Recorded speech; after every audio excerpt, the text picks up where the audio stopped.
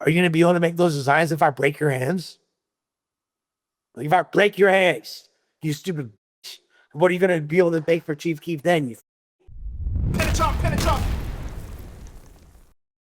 A few months back, there was a lot of back and forth going on with you and Chief Keef and Mula.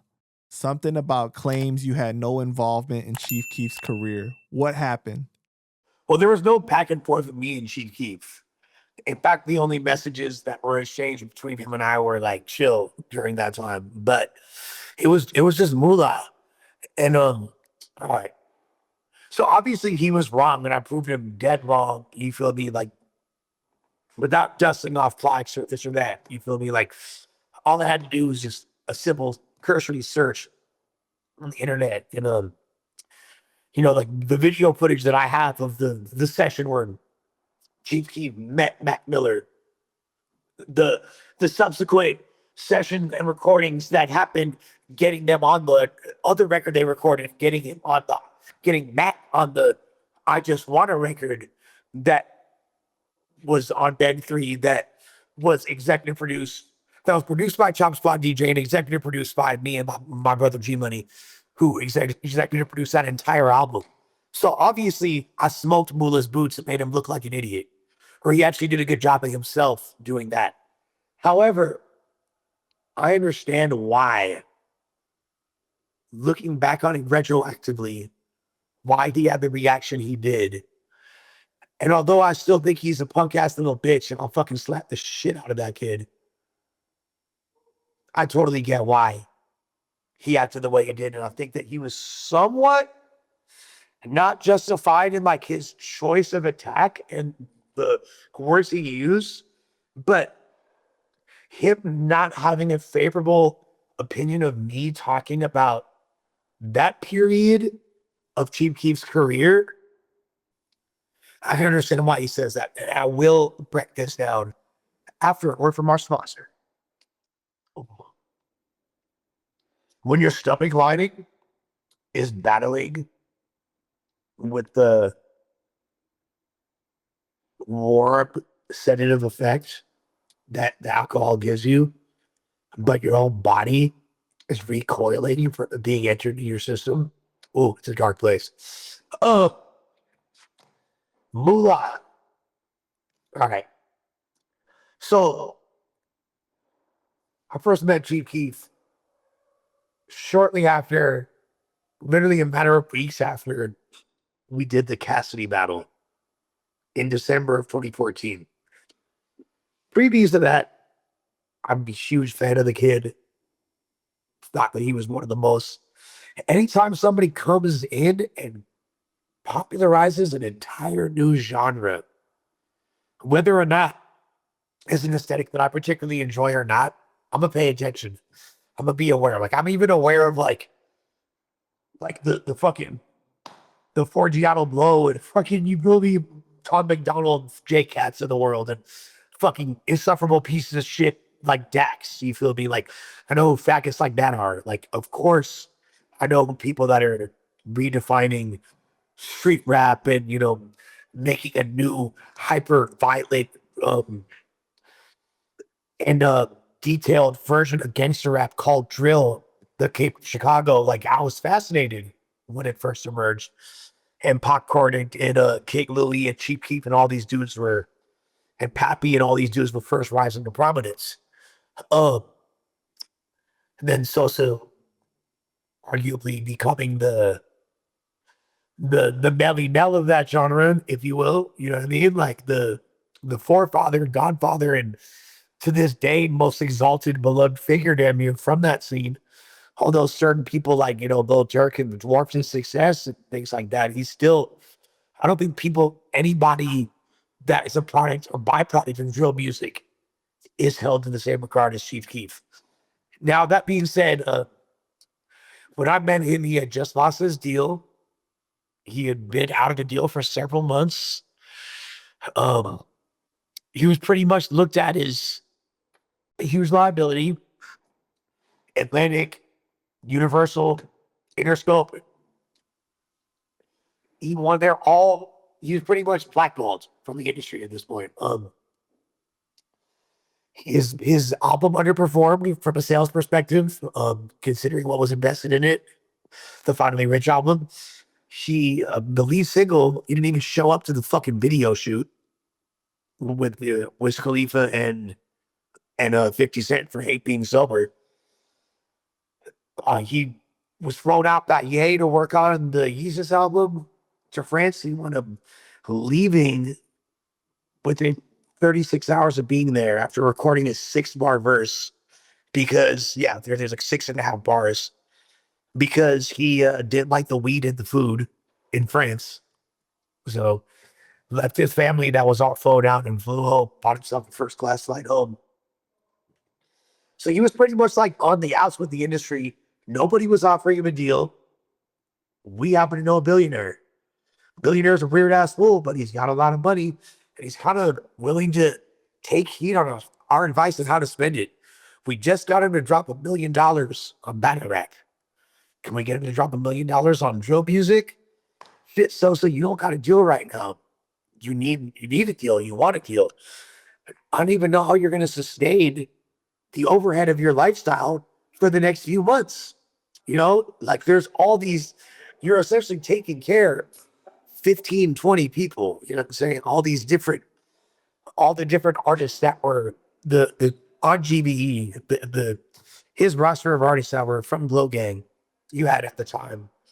There's his cousin Tato, there's Tarantino, there's Ball Out, there's Lil Flashy, there is fucking SD. There's like, and that's just 5 of them. And then there was there's graphic designers. I guess Colorful Mula was the graphic designer. I don't even remember this guy from that time, but I was around him, but he was not the key player as far as like running any business affairs for Chief Keef or involved in any conversations. You know, like he had multiple producers saying with him. He had Deeply on the Beat and Chop Squad DJ. The first time they were in major studios, a lot of it was fucking with us. Feel me? Like Chop Squad DJ is, if look up his credits, he is one of the most successful producers of the past 10 years. Like, look, he's literally had more beyond like doing all the Dirk and King Von shit. Like, just look at his fucking credits. They're insane. Insane credits. So I don't even know how he was gonna be affording to have this infrastructure that he had work. So he basically met Chief Keef at an art show. There's an art show. It was like Chief Keef expired fan art. And it was in Hollywood. He was there. We met him. Like, hey, we can get you a deal. He said, talk to my manager. We immediately started talking to Uncle Ro, Asian Mike, and then by proxy, Peter Pan. This is the same management team that Sosa had for the entire early part of his career in different capacities. I jumped on fucking Alki's desk. I jumped on Alki's desk. I jumped on Alki Davis' desk and grabbed the words of Finito in his face while showing a montage and clip of a bunch of other people doing the same thing, explaining to him the virality, the viability, and how important it was for him to sign this guy, Chief Keef. Because you know why, Alki? You know why you got to sign him? Because he's like you. He's a rebel. The industry can't silence him. He's going against the grain. He's misunderstood. You should empower this young man because this young man is a reflection of you. Just like you just empowered battle rap, the last bastion of free speech, because you like to pop it so much. So basically, I financed and manipulated that great billionaire out a billion for Chief Keef, bro. Hell yeah, I did that. Hell yeah, in my eyes, I'm helping an artist that I greatly admire navigate a time where the industry doesn't have the proper appreciation or understanding of him that they need to. And he's not being taken care of and compensated beyond, he's not even being understood. Because like when he's having his first meetings with Alki, and then they're trying to be like, oh, he needs songs with Nicki Minaj. I'm like, no, he doesn't. This is Chief Keef. He's a star on his own. Like, they need songs with him. Allow him to exist has himself, just fucking book the studio time and let this kid do what the fuck he wants. Shut the fuck up and stay out the way. That's the best thing you can do for your own pockets. Because all these industry fools, they're trying to put him on. You want to know why he didn't show up in that fucking video with Wiz Khalifa and 50 Cent? Because he didn't like the fucking song. He thought it was gay. He didn't even want to be on there with him at the time. Now I'm sure he'd have a different, outlook on it. He probably gratefully has that record. But at the time, he didn't give a fuck. He was an ignorant fucking 18-year-old straight from the projects in Chicago, straight off the O Block. He didn't give a fuck. This fool, I remember the first time I was at Chief Keef's crib, he was talking to me about saying, like, fuck, like, my heating bill was so high last month. I spent, like, $8,000 on my heater. I wish we still had the heaters that we had in the project so I could just put that in the middle of the room.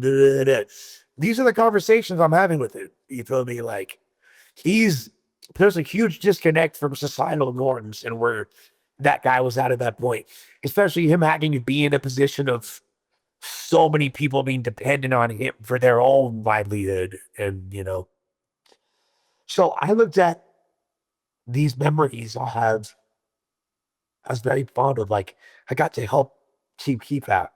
But what I'm not looking at is, oh shit, I put Chief Keef in a buck ass deal with a megalomaniac who damn near tarnished and destroyed his entire reputation. And if it wasn't for Chief Keef being such like a respected, iconic figure, particularly with the youth, he probably would have been looked at as a joke after Alki, because Alki gets his hands on you and you look lame afterwards. That's what happens every single fucking time. Fucking with Alki. He has like almost like decathlete level Olympian gift of making shit look lame as fucking burning it to the ground. He almost did it to Chief Keef, something that looks so cool to people and is so appealing. But it wasn't for Sosa, he wouldn't have, like, having that much like internal fortitude and ingenuity, he would have been about the paint. They would have got him the fuck out of here, bro.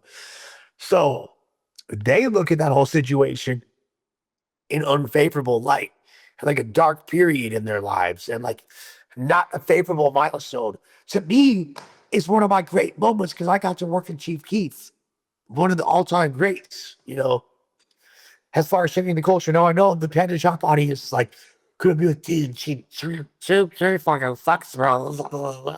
He can't represent you syllables with Matt Hills. No. like,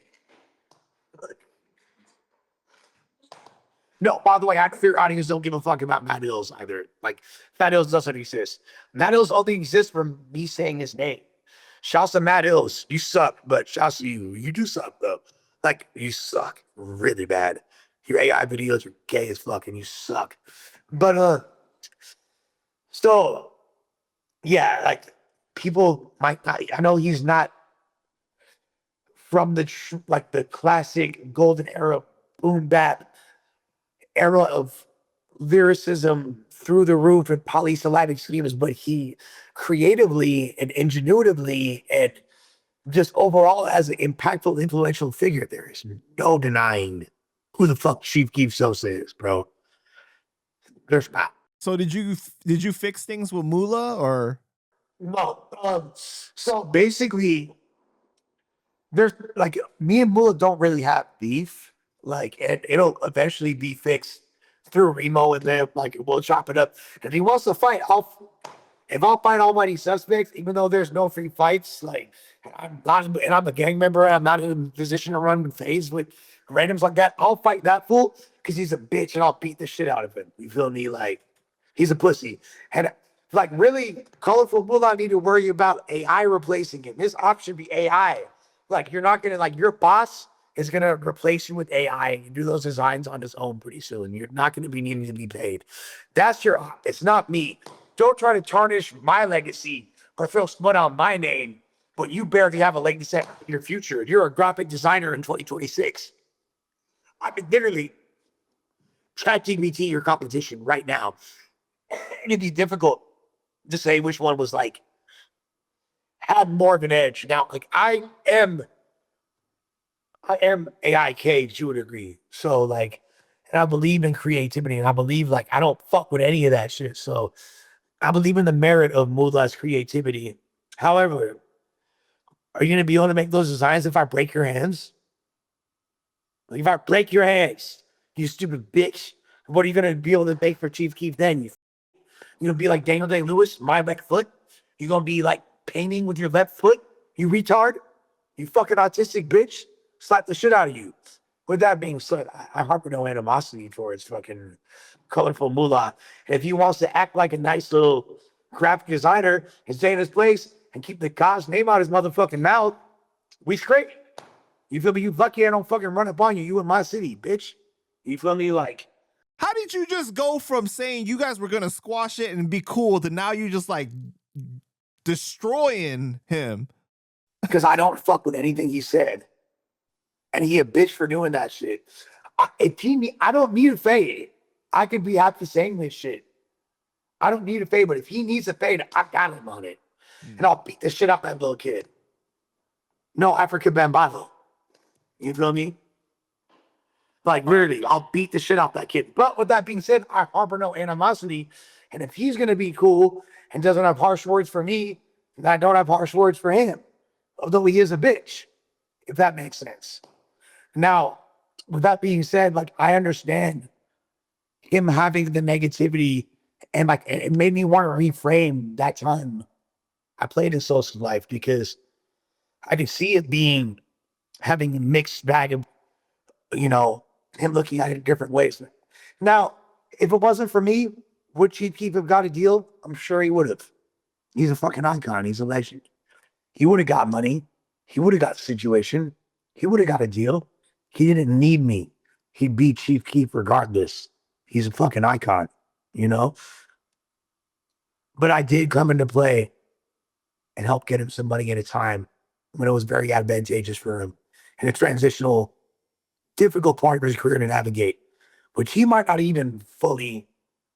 He's a super intelligent dude. That's why he didn't jump out. Like, that's why he wasn't like, fuck this fool, because he knows where my heart was. I'm dissing his boy that's been with him this whole time, but he knows what I did for him. He knows where my heart was. He knows the extent that I sacrificed to help him out.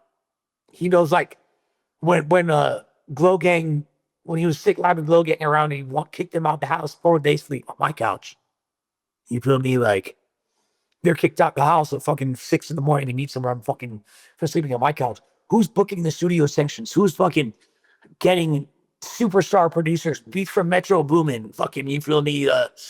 Beats from Southside, fucking talking to Lex Luger about shit. Collided from Mac Miller. That's me, bitch. Not all heroes wear capes. Not all heroes need credits and need plaques. Some of us do this shit because we actually give a fuck. See, if I was a culture vulture, I'd be all concerned about my credit. Where's my credit? Name my credits. I need my name on the credits. Put my name there. No, bitch, I really did that. I really live this shit. I don't need my name on the credits. I am the credit. I am the credit. I am what is being digested. I am the creator, the creation, and the created, bro. I'm all that, bro.